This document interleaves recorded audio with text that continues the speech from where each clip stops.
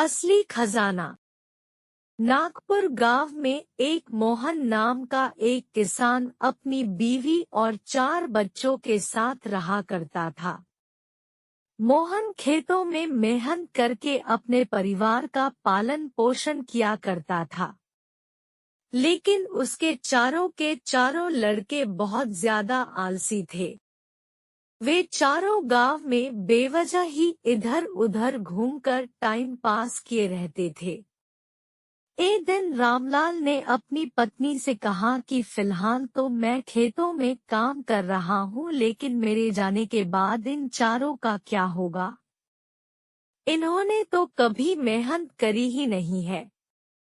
इन्हें तो खेती के बारे में कुछ भी नहीं पता और नहीं ये जानना चाहते हैं। मोहन की बीवी ने कहा कि आप चिंता मत कीजिए, धीरे धीरे चारों भी काम करने लगेंगे। समय बिता और मोहन के बेटों ने कोई काम नहीं सीखा। एक बार मोहन बहुत बीमार हो गया। उसकी बीमारी बढ़ती ही गई। उसने अपनी बीवी को बोला कि वह चारों बेटों को बुला कर लाए।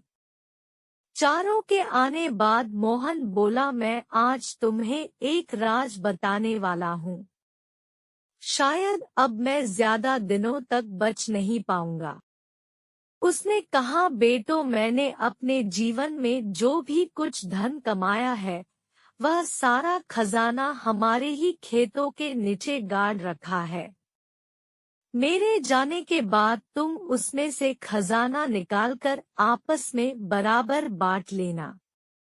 पिता की बात सुनकर चारों लड़कों की आंखें खुशी से चमक गई। कुछ समय बाद मोहन की स्वर्ग चला गया।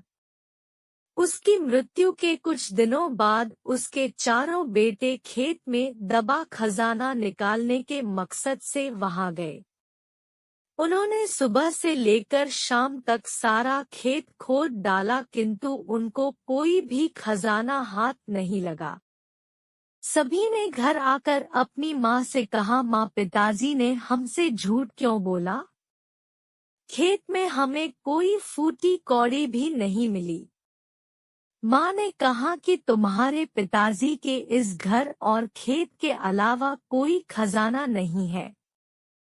मेरी बात मानो, अब तुमने खेत खोद ही दिया है तो उसमें बीज बो भी दो।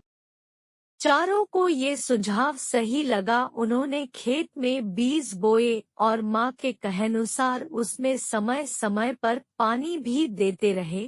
कुछ समय बाद फसल बड़ी हुई, पककर तैयार हो गई, जिसको बेचकर लड़कों को बड़ा मुनाफा हुआ, जिसे लेकर वह अपनी माँ के पास पहुँचे तो माँ ने कहा कि तुम सबकी मेहनत ही तुम्हारा असली खजाना है। यही तुम्हारे पिताजी तुमको अपने आखिरी समय में समझाना चाहते थे।